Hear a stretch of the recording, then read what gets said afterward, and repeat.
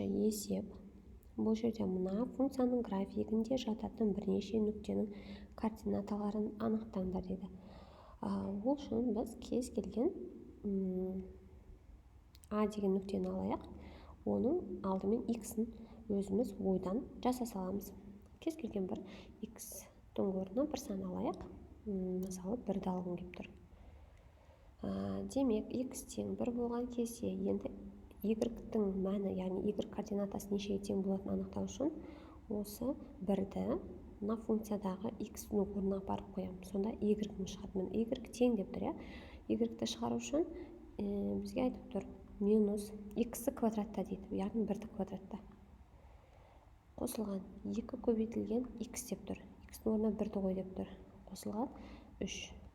Сонда минус 1, 1-дің квадраты 1, оның алдында минус бар, минус 1, қосылған 2, қосылған 3. Сонда жауабы 4 екен. Сонда Y-ның орнына мен 4 жазам. Енді келесі тағы да бір нүктені, бірнеше нүкте делінген, біз давайте 3 нүкте алайық. 0-ді ала салайын. X тең 0 болған кезде мына B нүктесінің Y координатасы нешеге тең болатынын анықтау үшін енді осы 0-ді барамда мына функцияға қоямын. Минус, алдында минус бар, 0-ді квадраттадым, қосылған 2 көбейтілген 0, қосылған 3.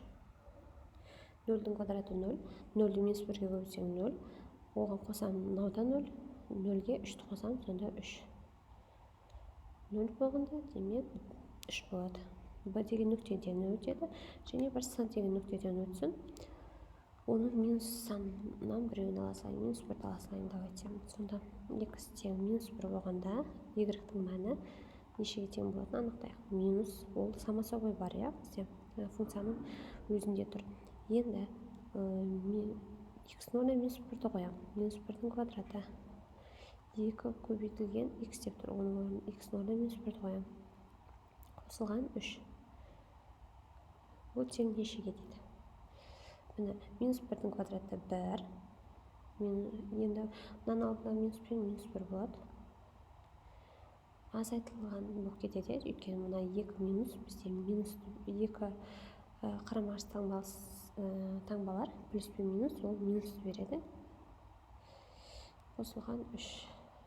Сонда мына 2 3 болады, минус 3 болады, минус 3-ке 3-ті қоссаң 0 болады.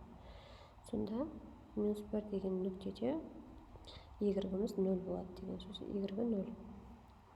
Сонда мындай осы 3 нүктені алдық, осы графикке тиесілі.